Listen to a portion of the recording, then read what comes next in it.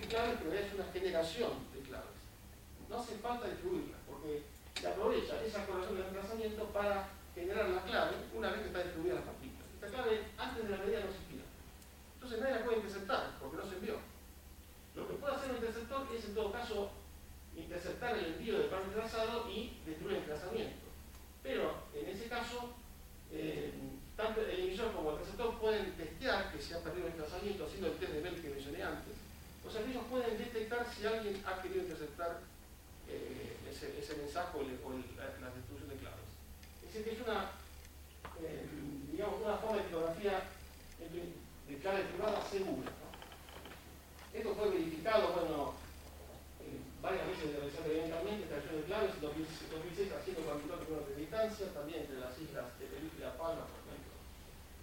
Lo famoso, ¿no?, que lograron distribuir claves de este tipo a 144 kilómetros. Incluso se ofrecía comercialmente. Es decir, hay empresas que esto ya se ha aplicado en la práctica, ha habido transacciones bancarias simbólicas en Austria hechas con este procedimiento criptográfico. Las elecciones cantonales en Ginebra, en un cantón de Ginebra, en Suiza, fueron realizadas, los resultados fueron emitidos con un protocolo similar.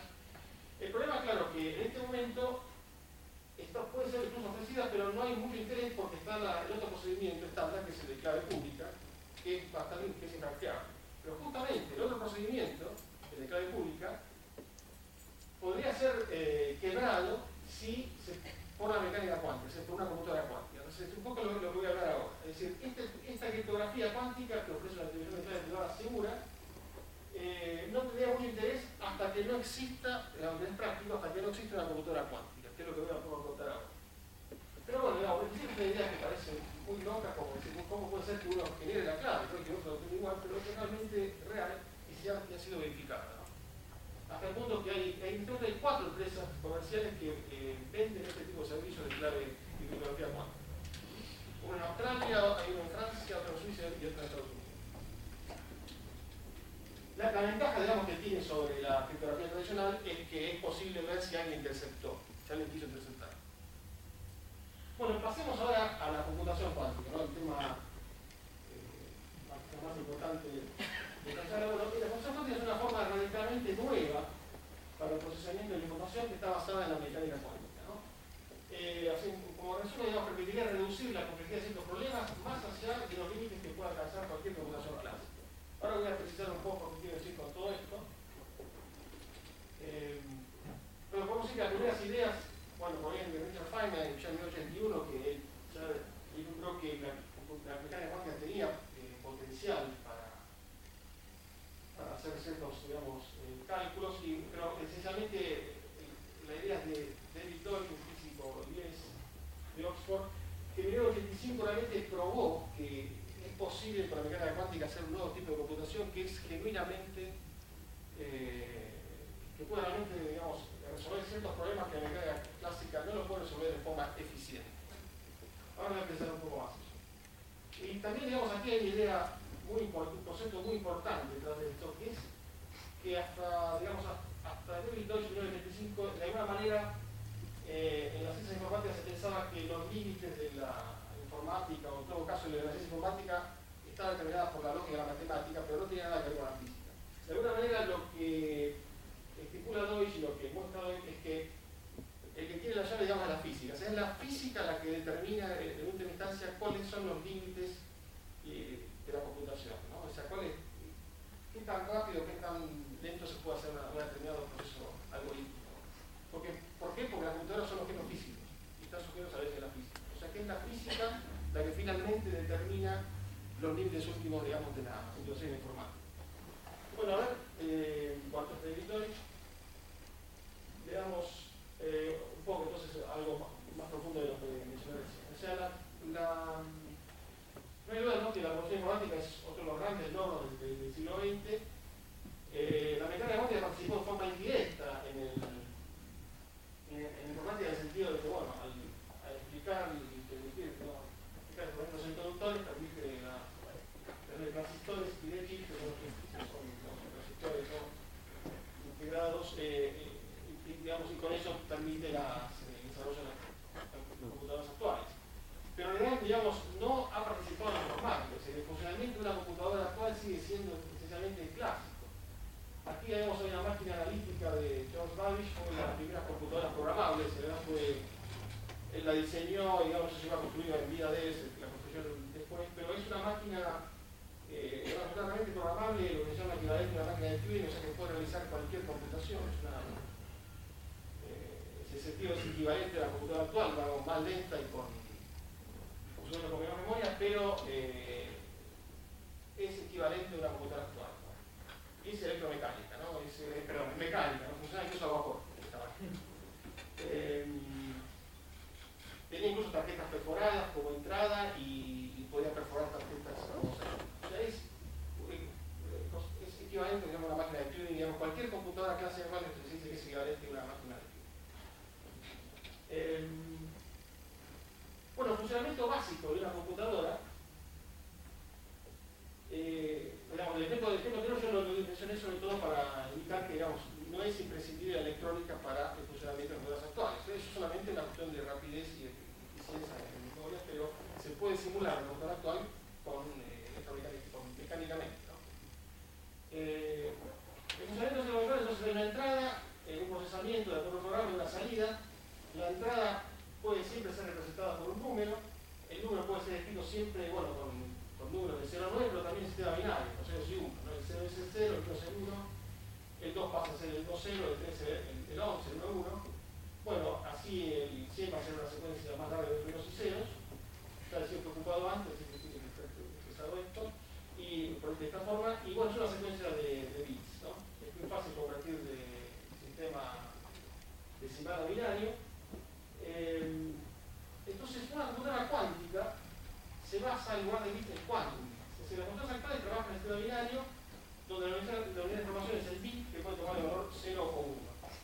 Una computadora cuántica trabaja en cambio con qubits, es decir, con bits cuánticos o 4 bits, que por supuesto toman los valores 0, que sería entonces el spin que yo hablé de la superposición, por ejemplo, el spin hacia arriba, 1, el spin hacia abajo, pero también cualquier superposición de ambos. Por ejemplo, el spin hacia arriba y el spin hacia abajo al mismo tiempo, que es el estado con el spin hacia la derecha, ¿no? La discusión horizontal hacia la derecha.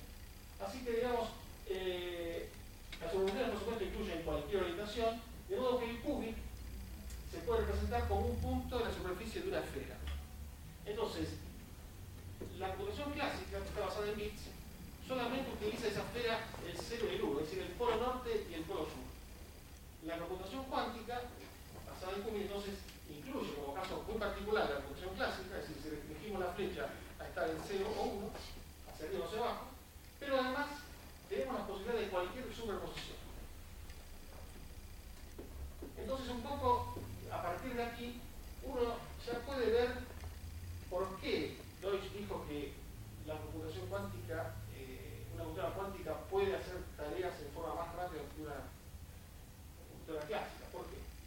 Porque podemos superponer, ¿no?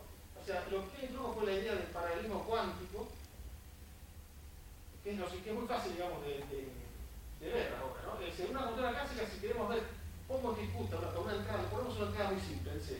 Ejecuta esa entrada y tenemos una salida. Ahora le damos como entrada 1, lo procesa, ¿no? Y tenemos la salida B.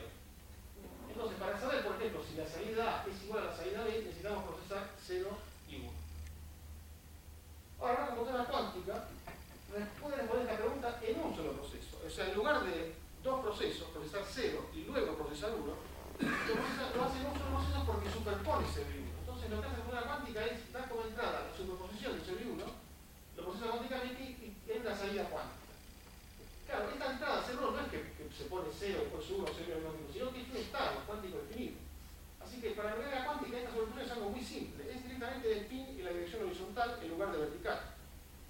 Digamos, el spin en la dirección vertical sería el bit 0, dirección vertical hacia abajo 1, pero esta superposición es igual a poner el spin en la dirección horizontal. Y eso ejecuta simultáneamente 0 y 1. Entonces, si la pregunta que uno tiene es ver si la salida A es igual a la salida B, eso se puede hacer por un solo proceso. Para la mecánica cuántica, esto no es que hace esto y después esto, sino que lo hace una sola vez, porque es esto. Bueno, entonces, en realidad lo que hizo Deutsch fue mostrar eso, o sea, mostró que hay un procedimiento, digamos, por el cual se podía responder a la pregunta si la salida A es igual a la salida B por un solo proceso. proceso de 2 a 1. Claro, 2 a 1 igual bueno, es algo, pero no parece tan espectacular. Luego lo que realizó junto con ellos en 1994 y 1998 a n entradas, a múltiples entradas. N puede ser muy grande, 2, 3, 4 o 1 millón o 100.000 millones. Entonces, una computadora clásica, para saber, por ejemplo, si todas las salidas son iguales, hay que procesar el 0, procesar el 2, el 1, el 2, hasta llegar a n. Hay que hacer n procesos, o sea, n corridas del programa, y luego ver si las salidas son, por ejemplo, iguales o distintas. En el caso de la computadora cuántica, no hace falta hacer n corridas, sino una sola corrida, porque lo que hace es superponer todas las entradas. Superpone todas las entradas y le da como estado inicial un estado que es la superposición de todas las entradas. Entonces, en un solo proceso, logra, por ejemplo, lo que se muestra en este algoritmo es que en un solo proceso logra contestar ciertas preguntas, como por ejemplo, si son todas las salidas iguales o no. Entonces, aquí se ve que esto sí que sorprende más que lo anterior, porque aquí no hay que reducir de 2 a 1, sino que reduce de n a 1, donde n puede ser arbitrariamente grande. O sea, n puede ser, como dije, 100 millones o puede ser, digamos, el tiempo, digamos, medio segundo desde el Big Bang, ¿no? Y ese número de entradas, todas esas se pueden hacer en un solo proceso en una computadora cuántica. Así que esto sí, digamos, sentó bases firmes para mostrar que la computadora cuántica podía hacer cosas de forma mucho más eficiente que una computadora clásica. Aunque, es decir, la pregunta de dónde estaba no era útil. Entonces, de alguna manera, bueno, se veía que la computadora cuántica puede hacer cosas mejor que una computadora clásica, pero esas cosas no eran útiles. Pero entonces aquí viene el problema de la factorización, ¿no? Uno tiene datos entonces como, a partir de lo anterior, dos cuestionamientos. La primera es, bueno, puede hacer algo útil más rápido que la prueba clásica. La segunda es, bueno, las pruebas clásicas igual son muy rápidas. ¿Hay algún problema que realmente necesitemos más velocidad? Bueno, hay muchos, pero primero voy a hablar de este problema, de la factorización. Factorizar es escribir un número como producto de números primos. Números primos significan números que son distintos solamente por sí mismos o por el 1. Entonces 15 es muy fácil, no es 3 por 5, ¿no? 221 se puede escribir como 13 por 17, y para números pequeños es muy fácil saber cuáles son los factores primos de un número. Pero el siguiente número, que tiene 232 dígitos, o 768 bits, es decir, 768 unos y ceros cuando lo tiene sistema binario, esto ya es mucho más difícil de escribir los factores primos. Este número, por ejemplo, si queremos escribirlo como factores primos, bueno, fue factorizado en el 2010, que demandó alrededor de 2 años de cómputo en un clúster de 5 máquinas, que hubiese sido equivalente a 1000 años de cálculo en una sola computadora. Aquí están los dos factores. Ese número, no se puede ni ver, son 232 dígitos. ¿Y por qué se pone de problemas con esto? Claro, uno puede pensar este problema que tiene muchos matemáticos, posiblemente también algunos físicos teóricos, pero tiene alguna importancia. ¿Por qué queremos escribir este número tan grande como producto de números primos? Bueno, sí, tiene importancia porque la criptografía actual se basa en la dificultad para factorizar un número grande, ¿no? La dificultad de la computadora estándar, una clásica. Justamente, yo recién había comentado que, claro, la criptografía vieja que se utilizó en la Segunda Guerra Mundial era de clave privada. Había que distribuir la clave y siempre al distribuir la clave alguien se puede enterar de cuál es la clave.